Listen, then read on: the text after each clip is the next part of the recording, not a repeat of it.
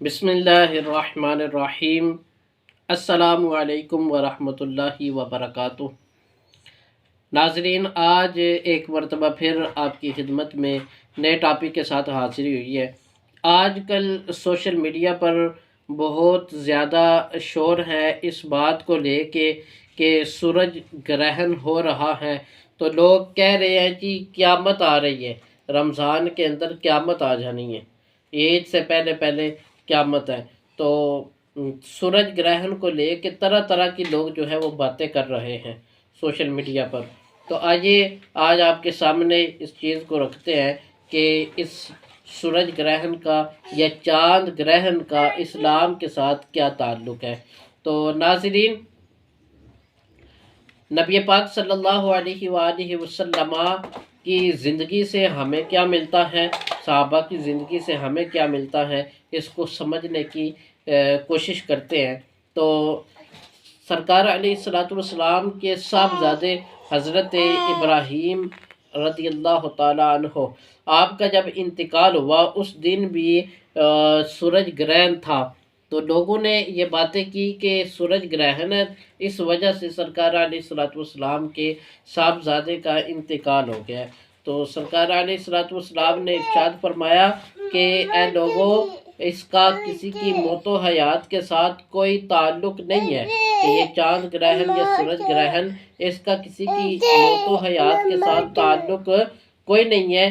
یہ اللہ تبارک و تعالیٰ کی نشانیوں میں سے نشانیاں ہیں کہ جب تم ان کو دیکھو تو نماز ادا کرو۔ حدیثوں کے اندر تو نماز کو ادا کرنے کا ذکر کیا گیا ہے، اور صحابہ کی زندگی سے بھی ہمیں یہ ملتا ہے کہ جب سورج گرہن یا چاند گرہن کو دیکھتے تو وہ نماز نفل ادا کرتے کہ یہ اللہ تبارک و تعالیٰ اپنی نشانیوں کو ظاہر فرما رہا ہے۔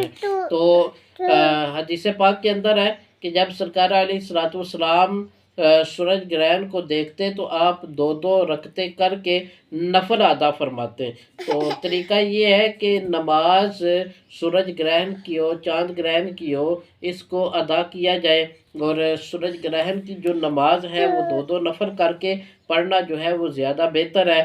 اور اس کو امام کے ساتھ چاہے پڑھے، یا امام اگر موجود نہ ہو تو بغیر امام کے بھی یہ پڑھی جا سکتی ہیں۔ اس میں بلند آواز سے قرات بھی نہیں کی جا سکتی، اور جب تک سورج گرہن ختم نہ ہو جائے یہ اللہ تبارک و تعالیٰ کی طرف رجوع کرتے ہی رہنا چاہیے بندے کو۔ تو اچھا، آج کل جو ہے وہ یہ بھی باتیں مشہور ہے لوگوں کے اندر کہ جی چاند گرہن یا سورج گرہن ہو تو اس وقت حاملہ خاتون جو ہے وہ کوئی کام نہیں کر سکتی۔ تو اسی طرح ان کے شوہر جو ہیں وہ بھی کام کاج چھوڑ کر بیٹھ جاتے ہیں، بلکہ ایسا بھی دیکھا گیا ہے کہ لوگ ساری ساری رات جو ہے وہ کھڑے رہتے ہیں، بیٹھتے ہی نہیں ہیں، لیٹتے ہی نہیں ہیں کہ کہیں جو ہے وہ اولاد پر اس کا کوئی اثر نہ ہو جائے۔ تو ناظرین، ایسی کوئی بات جو ہے وہ اسلام کے اندر نہیں ہے۔ اسلام کوئی ایسا دین نہیں ہے جو اس چیز کو جو ہے وہ پرموٹ کرے، بلکہ یہ برے گمان ہے، اور برے گمانوں سے اسلام جو ہے وہ بچاتا ہے ہمیں۔ تو ناظرین، جب بھی چاند گرہن ہو، سورج گرہن ہو، تو اس وقت حاملہ خاتون پر کوئی کسی قسم کا بھی کوئی سائیڈ افیکٹ نہیں ہوتا، کوئی کسی قسم کا خطرہ اسے نہیں ہوتا، یہ صرف بندے کا گمان ہوتا ہے۔ اب آپ کے ذہن میں یہ آئے گا سوال کہ جی فلاں بندے نے سورج گرہن کے وقت یا چاند گرہن کے وقت فلاں خاتون یہ کر رہی تھی تو اس کے بچے کو یہ معاملہ ہو گیا۔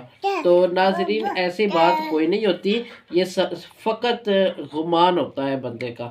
جب بندہ اللہ تبارک و تعالیٰ پر ایک گمان کو ذہن میں رکھ لیتا ہے تو پھر رب بھی فرماتا ہے کہ بھائی میں تجھے ویسے ہی ملوں گا جیسے تو مجھ پر گمان رکھتا ہے۔ تو اگر چاند گرہن یا سورج گرہن کے وقت وہ برا گمان رکھے گا تو وہ برا کام تو پھر ہوگا، ظاہر سی بات ہے اس کے گمان کی وجہ سے، لیکن اسلام کا اس کے ساتھ، برے گمان کے ساتھ کوئی تعلق نہیں ہے۔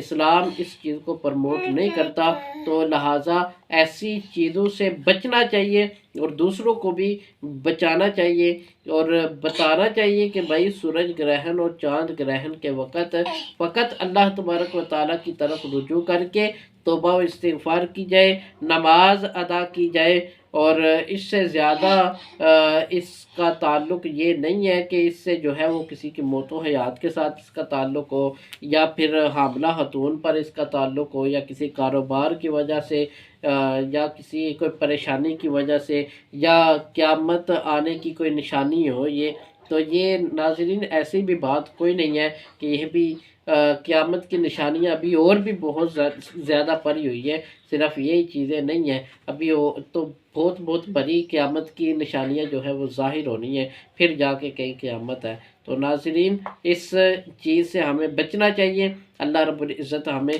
عمل کی توفیق عطا فرمائے۔ تو اللہ حافظ، انشاءاللہ نیکسٹ ویڈیو میں پھر ملیں گے۔